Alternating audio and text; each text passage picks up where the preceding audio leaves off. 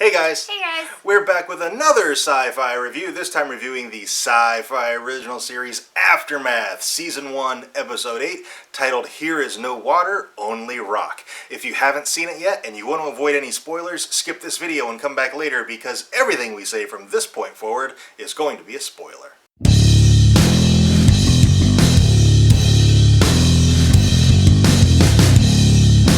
So, first off, Julia Sarah Stone, who plays Dana in Aftermath, tweeted at us and was like, pay attention to the episode titles because there is a link between them. So we did a little looking and they're all pulled from T.S. Eliot's The Wasteland. We first noticed the link about 2 or 3 episodes ago with Madame Sostres, right? Sostres.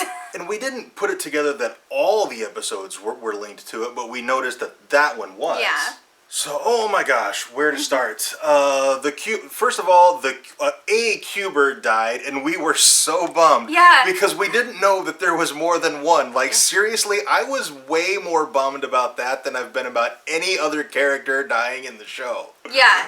Like, both of us, like, every commercial after the Q-bird died, we were like, I hope there's more Q-birds. Please be more Q-birds. And at the end of the episode, yes, there are a lot more Q-birds, and Yeah. they're like a harbinger of hope, which is a really cool idea. Yeah. And they're flying east towards the rising sun, and so presumably the Copeland family is gonna head east. Yeah, they've basically decided to just follow the signs, because what else are they going to do? Yeah.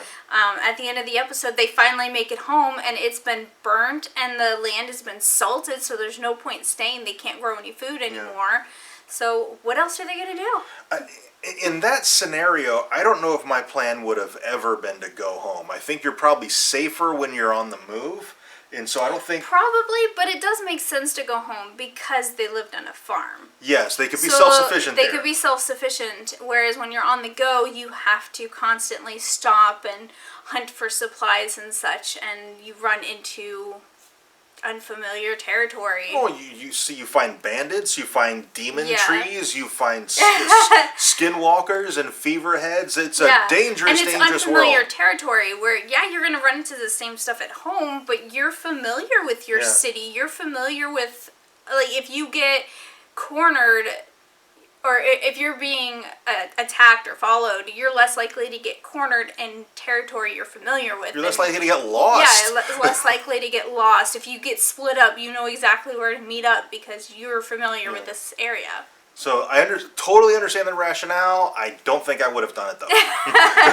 I also want to talk about time in this video. Yes. This has been what the main complaint we see in our comments section is, man, wow, those kids fell in love really fast, and wow, they got over that super tragic, traumatizing moment really fast. Yeah, like the entire family is abnormally capable of coping. Like, they just get over stuff really, really quickly. But Dana points out that she thinks there's something wrong with time. Not necessarily time itself, but their perception of time. Yeah. She thinks that Brianna was taken by the Skinwalker 10 days ago. Brianna thinks that she was taken by the Skinwalker 3 months ago. Yeah. So their perception of time is completely warped, and it's different for each of them, which totally explains why they're able to fall in love so quickly, why they're able to get over things so quickly. And I imagine their perception of time varies. Like,